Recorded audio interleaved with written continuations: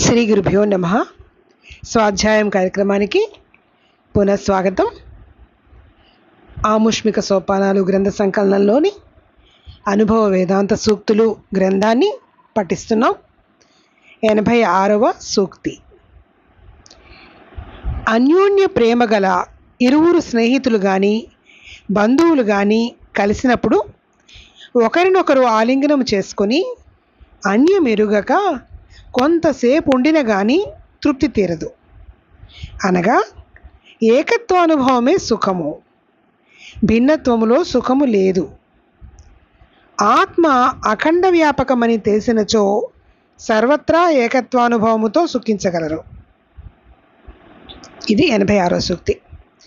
ఎవరైనా స్నేహితులు కానీ బంధువులు కానీ ఇద్దరు కలిసినప్పుడు కౌగిలించుకుంటే ఒకరినొకరు ఆలింగనం చేసుకొని కొంతసేపు ఆ ఆలింగనంలో ఆ స్పర్శలో సంతోషాన్ని పొందుతారు. ఎందుకు అంటే ఇద్దరం ఒకటే అనే భావన వస్తారనమాట. అంటే ఏకత్వ భావన. ఏకత్వ భావనలోనే సుఖం ఉంది, సంతోషం ఉంది. భిన్నత్వంలో సుఖం లేదు. అలాగే ఆత్మ అఖండ వ్యాపకం. ఆత్మ అనేది మొత్తం అంతా వ్యాపించి ఉన్నది. నేను అనేది సర్వత్రా వ్యాపించి ఉన్నది. కాబట్టి ఈ సర్వత్రా ఏకత్వ అనుభవంతో మనము సుఖించగలుగుతాం. అంతా ఉన్నది నేనే అనే ఒక అఖండ భావంతో మనం ఉంటే మనము సుఖించగలుగుతాం అని చెప్తున్నారు. 87. పసిపిల్లలను చూచి అందరూ ప్రేమింతురు, వారి యందు ఎవరికినీ ఎట్టి భేదము తోచదు. ఎందువలననగా వారికి ఎవరి యందునూ ఎట్టి భేదమును లేదు. కానీ వారు పెద్దవారై వారి యందు లోక సంస్కారములు భేదవాసనలు పెరిగిన కొలది ఇతరులు కూడా వారిని భేద దృష్టితోనే చూతురు. వాని తల్లికి కూడా వాని వద్ద చాటు కావలసి వచ్చును. కనుకనే యద్భావం తద్భవతి అని పెద్దలు చెప్పిరి. ఇది 87 సూక్తి. పసిపిల్లలు చూస్తే అందరూ ప్రేమిస్తారు. పసిపిల్లలు వాళ్ళకి ఎటువంటి భేదభావం ఉండదు. నా వాళ్ళు, పరాయి వాళ్ళు, తన వాళ్ళు అనే భేదం ఉండదు. అందరినీ చూసి నవ్వుతారు, అందరి దగ్గరికి వస్తారు, ఆనందంగా కేరింతలు కొడుతుంటారు. కాబట్టి వాళ్ళని చూస్తే మనకు కూడా ఆనందం వేస్తుంది.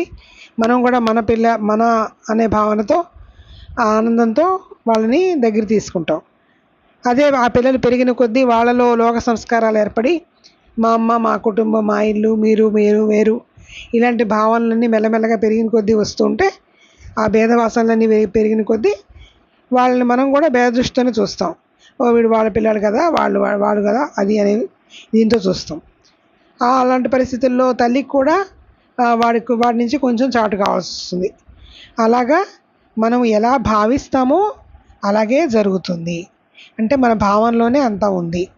మనం భేదభావంతో ఉంటే భేదం కనబడుతుంది. మనము పసిపిల్లలు భేదభావం లేదు కాబట్టి వాళ్ళకి అంతా ఒకటే అనే ప్రేమ కనబడుతుంది. వాడు భేదభావంలోకి రాగానే మెల్లగా అది ఆ భేదభావంలో భేదమే కనబడుతుంది. కాబట్టి ఎలా భావిస్తే అలా ఉంటుంది. కాబట్టి యద్భావం తద్భవతి అనేది కరెక్ట్. అది 87. నెక్స్ట్ 88. 16 సంవత్సరములు వయస్సు కలిగి దిగంబరుడై సంచరించుచున్న శ్రీసుకులు తమ సమీపముగా పోవుచున్నను కొలనులో విగత వస్త్రలై జలక్రీడలాడు యువతులు భేదము కానీ సిగ్గు కానీ పొందలేదు.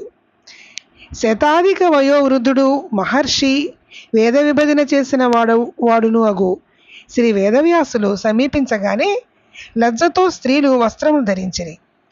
శ్రీ వేదవ్యాసులు పూజ్యులు వయోవృద్ధులు అయినను ఎదుటివారిట్లున్నారని గుర్తించగల అంతఃకరణ వృత్తి కలిగి ఉండుటచే వీరికి ఇది భేదము తోచెను. అద్వితీయ అఖండ బహులందు ఎవరికి భేదము ఉండదు. ఇది 88వ సూక్తి. శ్రీశుకుల వారు దిగంబరుడై శ్రీశుకుల వారు 16 సంవత్సరాల వయసులో ఆయనకేమీ లోక స్పృహ ఉండదు. ఆయన స్వాత్మారామంలో ఆయన స్వాత్మానందంలో నిమగ్నం అయిపోయి ఆయన వెళ్ళిపోతూ ఉంటారు. ఆయనకేం తెలియదు. అటువంటి పరిస్థితుల్లో పక్కన కొలంలో స్త్రీలు స్నానం చేస్తూ శ్రీశుకుల వారు వెళ్తున్నారు అంటే పట్టించుకోరు. ఆయనకేమీ లోకమే పట్టదు, అసలు పర్వాలేదు మనం ఎలా ఉన్నా అనే భావంతో ఉంటారు. అదే వెనకాలే వేసి వేదవ్యాసులు వెళ్తుంటేపటికి అమ్మో గురువు గారు వస్తున్నారు, పెద్దవారు వస్తున్నారు వేదవ్యాసులు అని గోగో బట్టలు వస్త్రాలు కట్టుకుంటారు. ఎందుకు అలా చేశారు అంటే వారిలో ఆ శ్రీశుకునిలో ఎటువంటి భేదం లేదు కాబట్టి వీరికి కూడా భేదం కనబడలేదు. కానీ ఈయన ఎంత వయోవృద్ధులైనా ఎంతదైనా వీరికి ఇలా ఉన్నారు వీరు అనే ఒక భేదాన్ని ఈయన గ్రహించగలుగుతున్నారు, గుర్తిస్తున్నారు. ఇంకా గుర్తిస్తున్నారు కాబట్టి భేదం వాళ్ళలో కూడా భేదం వాళ్ళకు వచ్చేసి వాళ్ళు వెంటనే వస్త్రాలు కట్టుకున్నారు. అదే అద్వితీయ అఖండ బ్రహ్మానుభవము ఈయన శ్రీశుకుల వారు అద్వితీయ అఖండ బ్రహ్మానుభవంలో ఉన్నారు. అంటే సర్వం బ్రహ్మమే అనే దీంట్లో మొత్తం సర్వమంతా తానే ఉన్నాను అనే ఆత్మానుభవంలో ఉండి వెళ్ళిపోతున్నారు కాబట్టి ఆయన యందు ఎవరికి ఏ భేదము ఉండదు. అది 88. 89 సర్వభూతములను తానే అను అఖండ ఆత్మానుభవములోనున్న శ్రీశుకులు అరణ్యములో సంచరించుచుండగా తండ్రియగు వ్యాసులు సుఖా అని కేకవేయగా వృక్షములన్నీయు తమనే పీల్చుచున్నట్లు భావించి ఓయ్ అనినట్లు ప్రతిధ్వనించినవని భాగవతము చెప్పుచున్నది. అట్టి అఖండాత్మానుభవము గలవారు ధన్యులు. అది అంతటి అఖండాత్మానుభవం అన్నమాట. అంటే ఎనర్జీ ఫ్లోస్. మనము మొత్తం నేనే అనే ఒక భావనలో మనం ఉంటే, అసలు సర్వత్రా నేనే ఆత్మ ఉన్నది, ఈ ఆత్మ అనే భావనలో మనం ఉంటే ప్రకృతి కూడా మనలో కలిసిపోయి మనతో పాటే లీనమైపోతుంది. మనతో పాటు అది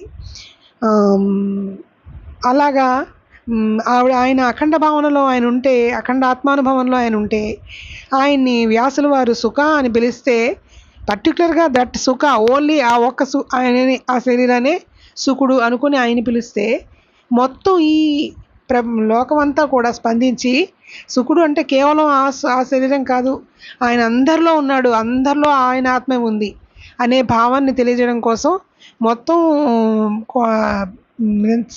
ప్రకృతి అంతా కూడా వృక్షాలు అన్నీ కూడా ఓయ్ అని పలికాయి అని చెప్పి భాగవతంలో చెప్తారనమాట. అది అఖండ ఆత్మానుభవం. అది 89. నెక్స్ట్ 90. కుంతీపుత్రుడకు కర్ణుడు సుక్షత్రియుడైనను సూతగృహమందు పెంచబడుటచే తాను శూద్రుడని భావించెను. అతడు అత్యంత పరాక్రమవంతుడైనను రారాజకు దుర్యోధనునకు కుడిభుజముగా ఉన్నను సభలో క్షత్రియుల కంటే వెనక స్థానమే ఆక్రమించవలసినందుకు బాధపడేవాడు. కుంతీదేవి వలన తన జన్మ వృత్తాంతం తెలుసుకున్న తర్వాత తన దేహేంద్రియాది సంఘాతమందు ఏ మార్పును లేకనే తన యథార్థము తెలిసినందున తాను ఆనందపడెను. అట్లే అజ్ఞానముచే కర్తృత్వాదులు తన యందు ఆరోపించుకొని దుఃఖ పరంపరలో మునిగిన జీవుడు నేను బ్రహ్మము అను జ్ఞానము కలగగానే నిత్యానంద స్వరూపుడు ఆయను. ఇచ్చట ఆనందమునకు దృఢమగు జ్ఞానమే కారణము గాని అన్యమగు మార్పేదియూ లేదు. ఇక్కడ కుంతిపుత్రుడైన కర్ణుడు సూతపుత్రుడిగా పెరిగాడు. సూతుడు అని చెప్పి అందరూ అన్నారు. దుర్యోధనుడికి కూడా కుడిభుజమై దుర్యోధన రారాజు ఆయనకి కుడిభుజంగానే ఉంటాడు. అయినా కూడా ఎంత గొప్ప స్థాయిలో ఉన్నా కూడా ఆయన క్షత్రియ స్థానంలో కూర్చోలేడు, పక్కన కూర్చుంటుంటాడు. కానీ ఏంటి, ఆయన బాధపడుతుంటాడు, నేను క్షత్రియుడిగా నేను ఎందుకు ఈ స్థానంలో కూర్చోలేకపోతున్నాను, అయ్యో నేను ఇక్కడ కూర్చోలేకపోతున్నానే అనే బాధ లోపల ఉంది. కానీ కుంతీదేవి ఆయనకి నువ్వు నా పుత్రుడే బాబు అని చెప్పిన తర్వాత చాలా ఆనందపడ్డట. అంటే యాక్చువల్గా ఆయన స్థానంలో మార్పు అయితే లేదు, బాహ్యంగా ఆయన సూతపుత్రుడైన స్థానంలోనే కూర్చుంటున్నాడు. కానీ లోపల అంతరంగా నేను క్షత్రియుడును, నేను క్షత్రియుడిని అనే ఒక సంతృప్తి, ఆనంద భావన ఆయనలో వచ్చాయి. అలాగే అజ్ఞానంలో మనము నేనే కర్తృత్వ భావాన్ని మనమే తీసుకుంటున్నాం. నేనే చేస్తున్నా, ఈ పనులన్నీ నేను చేస్తున్నాను అనే కర్తృత్వ భావాన్ని తీసుకొని దుఃఖంలోనో సంతోషంలోనో అలా మనం మునుగుతున్నాం. కానీ ఈ అసలు నేను కర్తని కాదు అనే ఒక అఖండాత్మానుభవాన్ని అజ్ఞానం దుఃఖ పరంపరలో మునిగిన మనకి బ్రహ్మమను జ్ఞానము కలగగానే నేనే బ్రహ్మాన్ని అనే జ్ఞానం కలిగితే, నేనే బ్రహ్మని అనే సరైన జ్ఞానం మనకు కలిగినప్పుడు నిత్యానంద స్వరూపుడుగా అయిపోతాం మనం. అంటే ఏంటి, మనకి ఇంకా ఈ కర్తృత్వ భావన మనలో ఉండదు. చేసేది నేను కాదు, నేను బ్రహ్మాన్ని, ఈ చేస్తోంది వేరు అనే ఒక భావనలోకి వెళ్ళిపోయిన తర్వాత మనకి పూర్తిగా నిత్యానంద స్వరూపంగా అయిపోతాం. అప్పుడు దృఢమైన జ్ఞానమే ఈ నిత్యానందానికి కారణమవుతుంది. అంతే తప్పితే మనలో ఏ మార్పు ఉండదు. ఎలా అయితే కర్ణుడికి కూర్చునే స్థానాలు, ఆయనకి ఇచ్చే అధికారాలు, వాటిల్లో ఏ మార్పు లేకపోయినా మనసులో ఆనందం ఎలా ఉందో అలాగా మనిషిలో బయటికి ఏ మార్పు ఉండదు, కానీ ఆయనకి జ్ఞానం అనేది లోపల ఉండి అంతరంగా ఆనందంగా ఆత్మానందాన్ని పొందుతాడనమాట. అది 90. మిగిలినవి తర్వాత చూద్దాం. స్వస్తి. శ్రీ గురుభ్యో నమః.